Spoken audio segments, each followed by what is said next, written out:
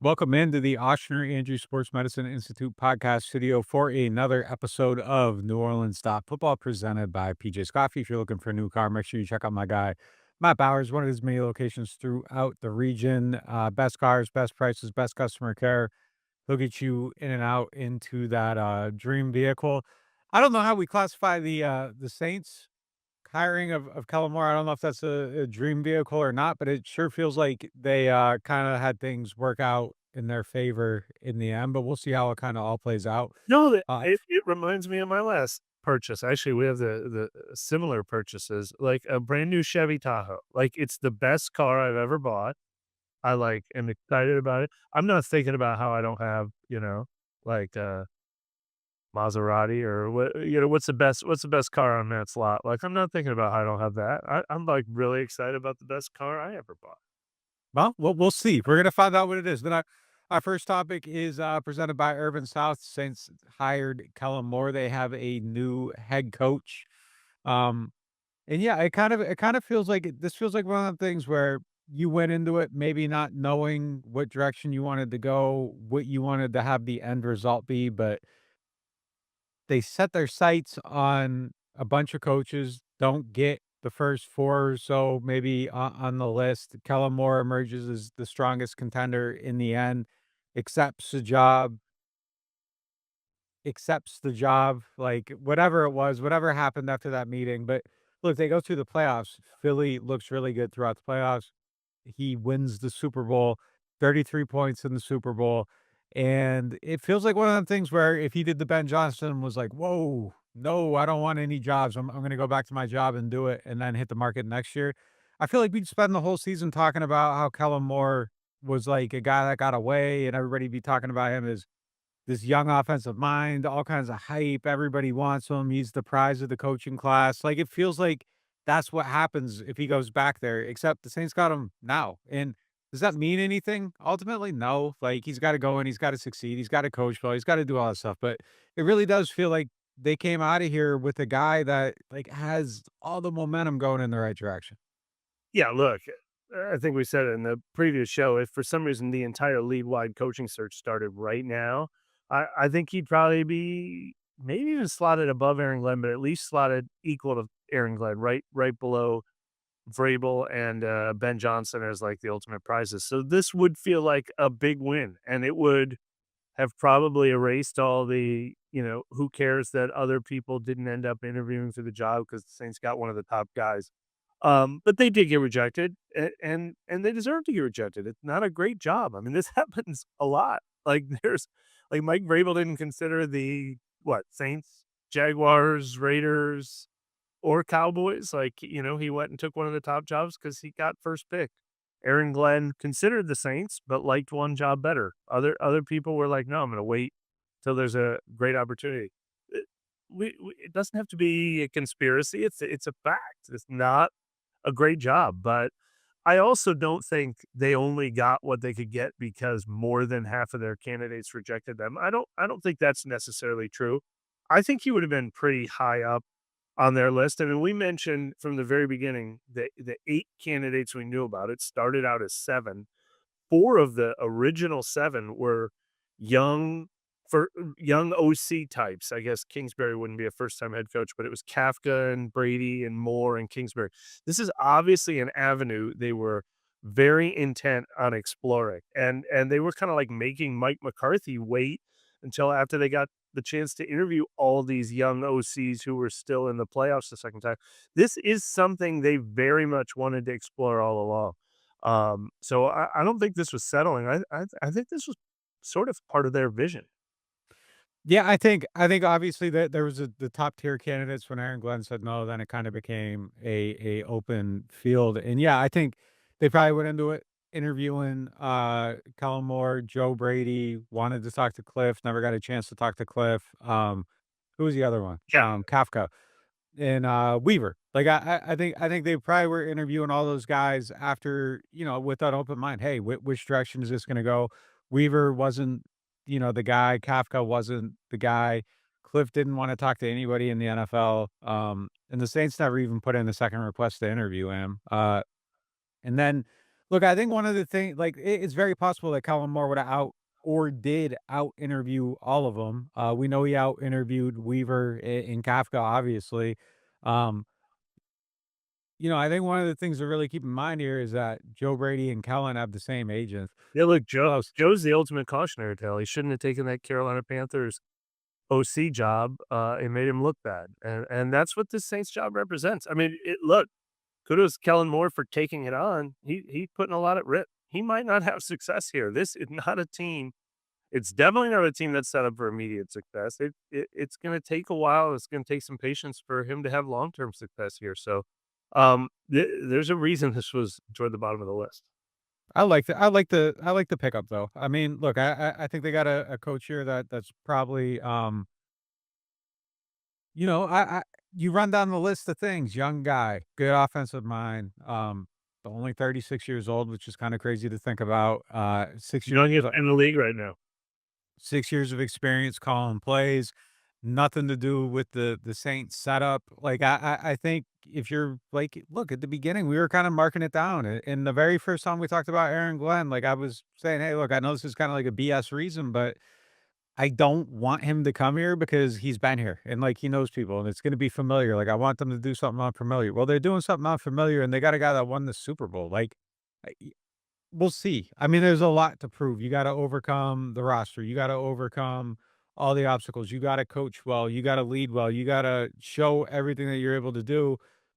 But I do like the pedigree of him. On paper, I don't see a lot of things I dislike. I see a lot of things I do like. Ultimately, it's gonna be that 3rd column of what we can't see. Can he lead the room? Can he apply accountability? Like, we've seen it in a lot of different roles with him this year. Like, he got the Eagles back on track, kinda helped them through a rough spot early in the season. They were broken, at the end of last season. A lot of personalities managed, but they're winning games, and you're doing that stuff, like, while you're having success, which makes it a little bit easier, but we're gonna see on the other side of this what he's able to do, and, that's the part that's gonna determine it, I think, but I do like the pedigree. I don't think you can be really mad at the guy they got in here. I think they got a guy that has everything kinda heading in the right direction, and if you're gonna put someone up in the front of the room that has questions to answer about, like, their leadership, people are gonna be looking at 'em, all that. Putting a guy out there that can say, "Hey, look, I just won the Super Bowl," like, that kinda helps with some of that, I think. Yeah, and look, the experience itself, not just that they won, but that he went through that, that he entered Philadelphia at an ugly time. I mean, they lost 6 of their last 7, including the playoffs. Like, he showed up in Philadelphia with a team that had just lost 6 out of 7 games and blew, like a 10-2 start or whatever they had last year. Nick Sirianni looked like he was on the hot seat. It looked like a mess since they had to fire both of their coordinators and hire new coordinators, um, and then, everything that, he revamped, as he went through the season. He used to always be a pass first guy, 2,000-yard rusher because that's the offense that was presented to him. Um, you know, tiny lows, not real adversity, but tiny moments of adversity through the season. Getting through the playoffs as a team that had to play on opening weekend, he had to win 4 playoff games. He had to go through 2 week the Super Bowl prep. You had to figure out how to beat Steve Spagnuolo. I mean, if the Saints knew a year ago they were going to hire him, what better, as I said, graduate program or what better year of experience could you possibly want your head coach have to just gone through both for himself and then how the players are going to buy in and see what he just navigated through. I mean, he's he may or may not be successful as an NFL head coach, but he's now ready to be a head coach. Like he went through everything he wanted. And the funny thing is, he's been an offense, even though he's only 36, he's been an offensive coordinator 2 years longer than like even Aaron Glenn's been a defensive coordinator. So the experience is there. Yeah, and he's been around some good people too. Like Sirianni's a good leader. He's Mike McCarthy is a guy that's been able to command a room. That was kind of like the whole reason for wanting him to be there. Dan Quinn is a good leader. He was around him for a little while. Jason Garrett, he was around him. Jim Schwartz, he was around him. Caldwell, Chris Peterson, like he's been around some guys that are kind of known to be able to lead. So there's a lot of people to draw experience from, a lot of good experience. He's been through failure. Hopefully he's been able to learn from that. We'll see. Dennis Allen wasn't really able to, but maybe that, so some of those hardships, I think you kind of see it and say, hey, look, this isn't what we're gonna do. And being a guy that grew up as a coach's son, I think he's probably someone that's taken notes on everything. Like he just seems like that type of person that draws from all those experiences and kind of knows how to look at it and learn from different things. We're gonna hit a break and then we'll be back with our next topic. Ochsner Hospital for Orthopedics and Sports Medicine on Clearview Parkway is celebrating 5 years of exceptional achievements. The hospital's integrated team has successfully performed over 20,000 surgeries using the latest in cutting edge technology. With nationally recognized services and impactful partnerships, they continue to lead the advancement of orthopedic and sports medicine care in our region. Rouse's Markets is voted best grocery store in New Orleans, best grocery store in Baton Rouge, Mississippi, Gulf Coast, Thibodaux, Houma, Hammond, Lake Charles, Mobile, year after year. Thank you for choosing us best grocery store on the Gulf Coast. Number one. Thank you. Thank you. The number one grocery store. In Mississippi, Alabama, Louisiana. 1 million customers a week can't be wrong. Welcome to Rouse's. The NewOrleans.Football show is proudly presented by PJ's Coffee. PJ's Coffee has some of the best drinks that you can find. They have locations all over the city. They have pastries and everything else you need to get your day started. So go check them out. NewOrleans.Football is proudly sponsored by Urban South Brewery, the makers of Paradise Park Lager. I love supporting local breweries, and when looking for a refreshing, easy drinking beer, I always recommend Paradise Park. In fact, I think it might be the best game day beer out there. If you want something a little lighter, try Paradise Light. It's everything I love about Paradise Park with just 96 calories and 2.6 carbs. And if you're looking for a family-friendly place to watch the game, I'd recommend Urban South's Tap Room in the Lower Garden District. They've got 15 TVs, 30 unique beers on tap, and mouth-watering urban smash burgers. The whole family will want to make Urban South their new living room because at Urban South, they take laid back seriously. Looking for the best insurance coverage at the lowest price? Look no further than Chabert Insurance, the Earhart Agency. They are a local independent insurance agency right here in New Orleans, specializing in home, flood, and auto insurance. At Chabert Insurance, the Earhart Agency, their dedicated team will shop every available carrier in the market, ensuring you get the most comprehensive coverage at the lowest possible price. Why settle for less when you can have the best? Trust Chabert Insurance, the Earhart Agency, to protect what matters most to you. I do. I've been a client of theirs since 2021. Call them today at 504-326-6526 or visit them online at Protected by Chabert. That's 504-326-6526. Chabert Insurance, the Earhart Agency, your local insurance experts. Hardhide Ponchatoula Strawberry Whiskey is an 86 proof blend of aged wheat bourbon, American light whiskey, and fresh Ponchatoula strawberries. Blended in New Orleans, it is not for the thin-skinned. Look for it in your favorite stores, bars, and restaurants. NewOrleans.Football is proud to be sponsored by Firehouse Subs. Make sure you check out their location on Veterans Boulevard. Attention Saints fans, don't let pests and termites invade your home field. Trust the team at Red Pest Solutions to tackle those unwelcome visitors. Call the Red Man today for unbeatable pest and termite control. Score peace with no pest. Visit redpest.com, REDDPEST.com. All right, welcome back to the show. Our next topic is presented by Chabert Insurance, the Earhart Agency. He's going to be introduced, Kellen Moore, as the head coach of the New Orleans Saints tomorrow, which is Thursday, February 13th. What are you going to ask him? What's question one? I mean, I know he won't answer it probably, but I want to know what he's going to do at quarterback, obviously. I mean, not just quarterback, but quarterback represents the whole direction of the team.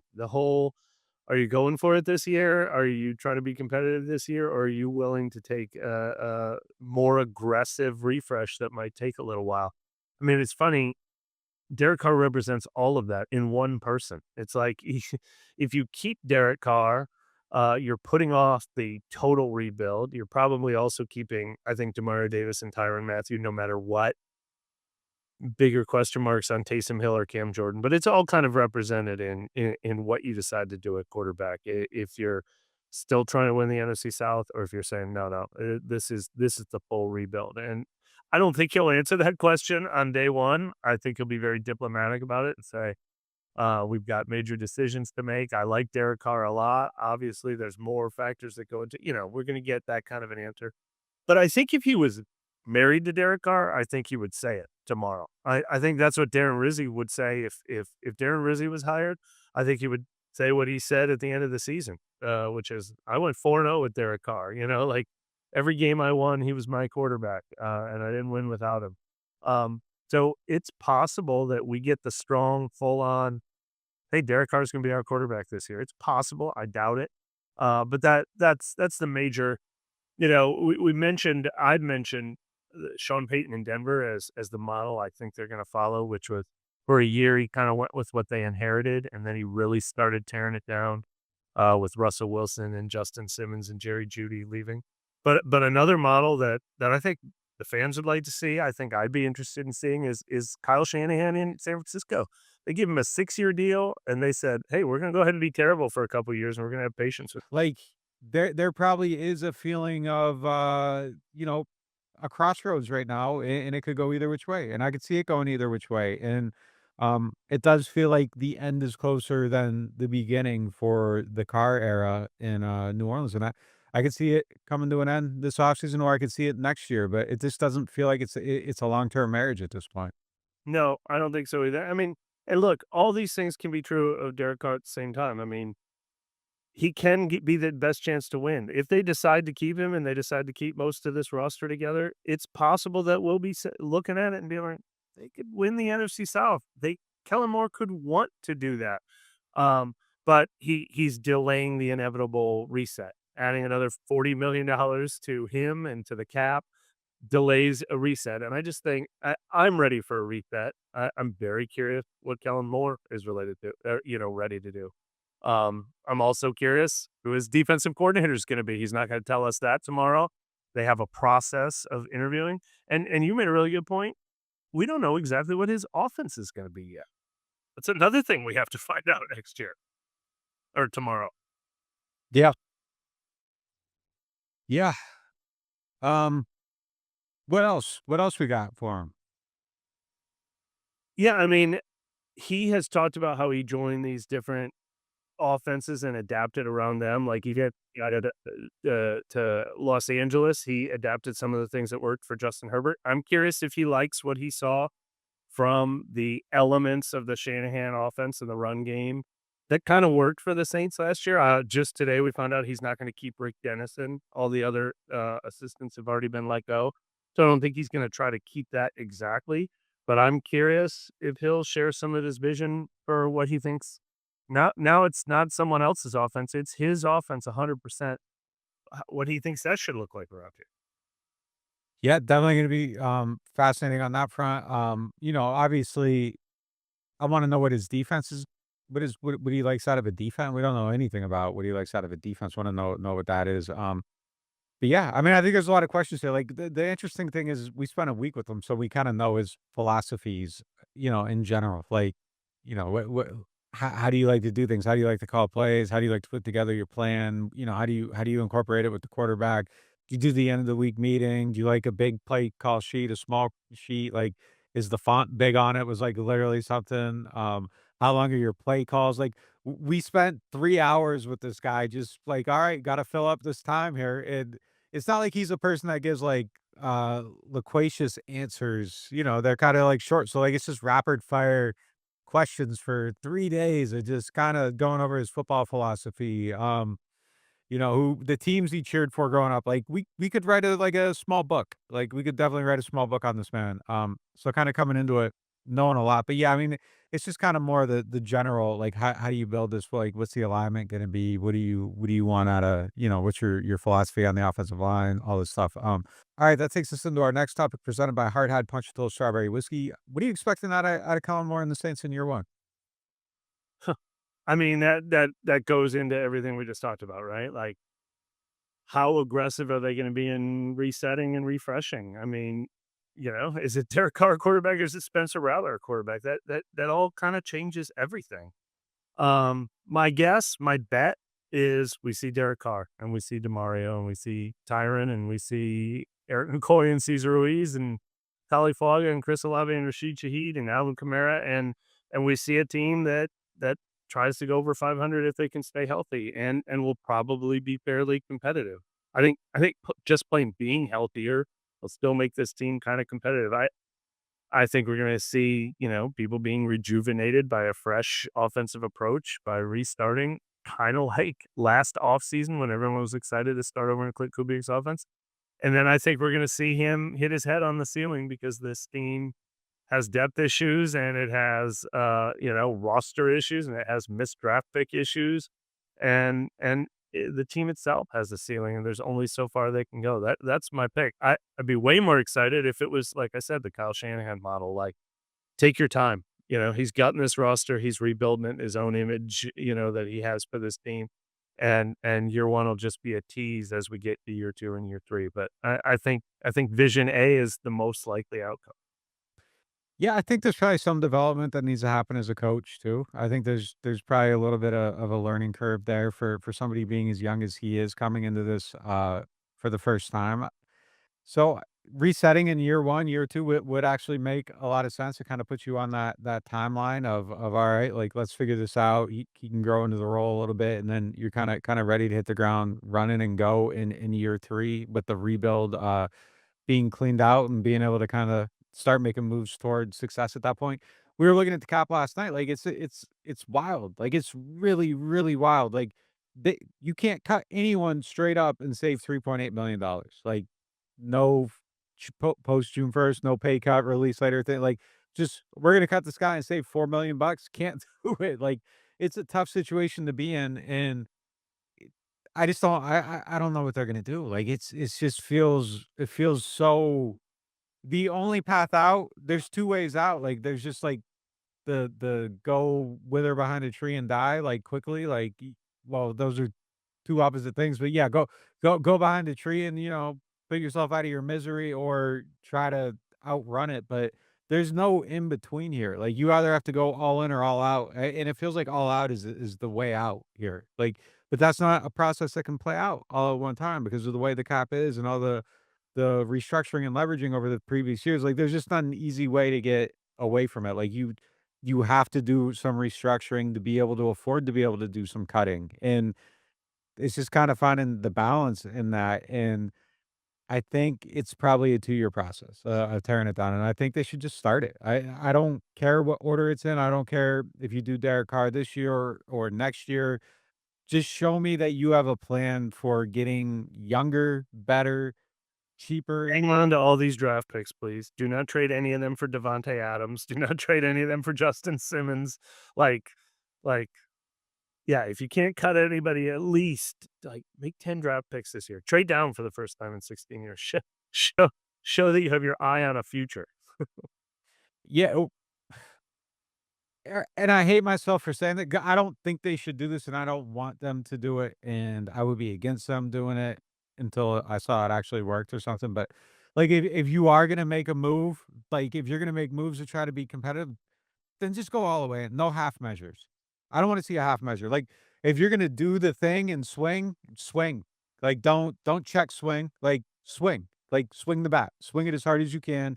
If you're gonna try to win 10 games, do everything you can to win 10. Don't do like a, "Well, this is good enough to win 10 if everybody stays healthy and nobody misses a game," and no, like, go for it. Go for it. Like, I would hate it, and I would criticize it, and I would say they're being delusional and all this stuff, but just if you're gonna do it, don't do a half measure. Either do the reset or just say, Screw everybody, you're all wrong. I'm gonna prove you wrong," and then go prove everybody wrong. And if you can do that, that's fine, and everybody will eat their words and great, whatever. But I just don't want to see them do the thing where it's like we're gonna spend, cheaply on middle tier free agents and hope for the best. Like that didn't work last year. Don't do it again.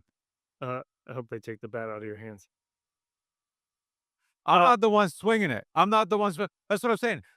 Don't, like, take the bat out of the hands, but if you're gonna say, "Nope, I'm going in there," like, actually take a cut. Don't stand in there and try to walk. yeah, don't act like 10 wins would be great if that's the best you can do, but don't act like that's a noble goal and put extra resources into getting to 10. Look, I do want to say this about the cap situation though, because it's coming to a head right now. Like, the cap makes it really, really hard to start over. You can't just push reset. Hey, boom, we get a clean slate next year. The cap does prevent that. It's always prevented that. And I've been someone who has probably spent way too much time defending the thing salary cap methodology on Twitter on our show.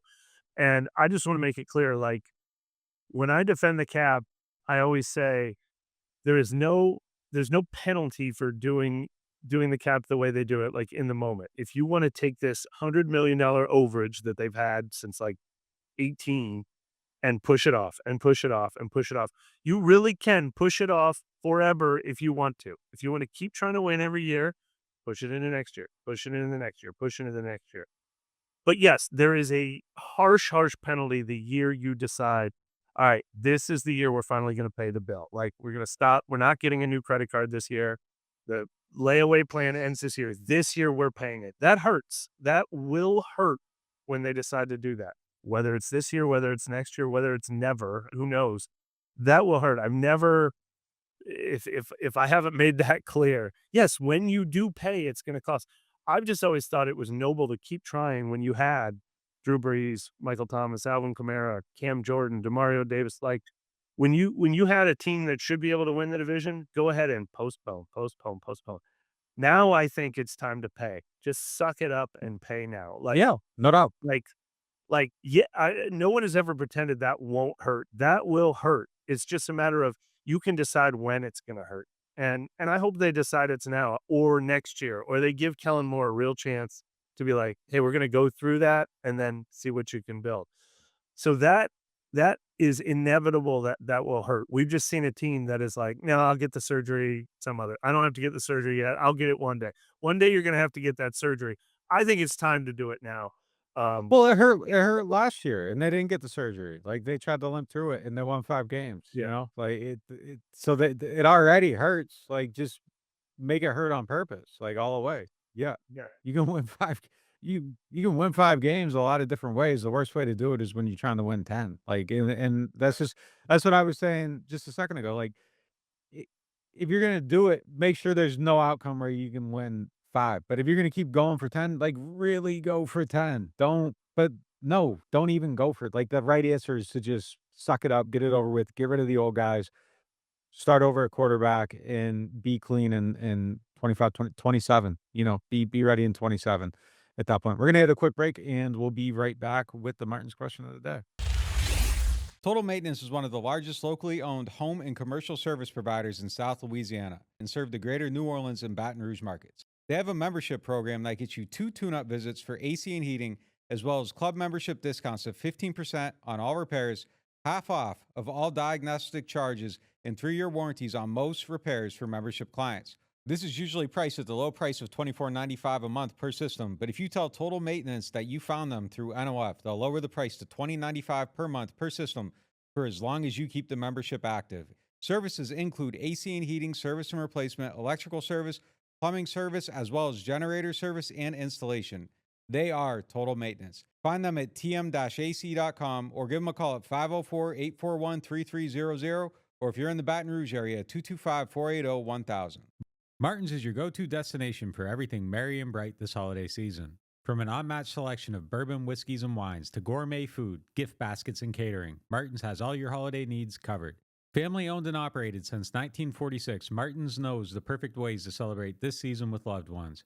Visit them in Metairie, New Orleans, or Baton Rouge, or shop online for the ultimate convenience. Whether you're raising a glass or looking for the perfect holiday gift, make it an easy and cheerful holiday with Martin's. Welcome to the Queen Casino, the crown jewel of entertainment destinations. From the thrill of gaming, where every spin and deal brings you closer to fortune, to the excitement of sports betting, where you can feel the rush of victory. Our spaces and catering menu are perfect for any event.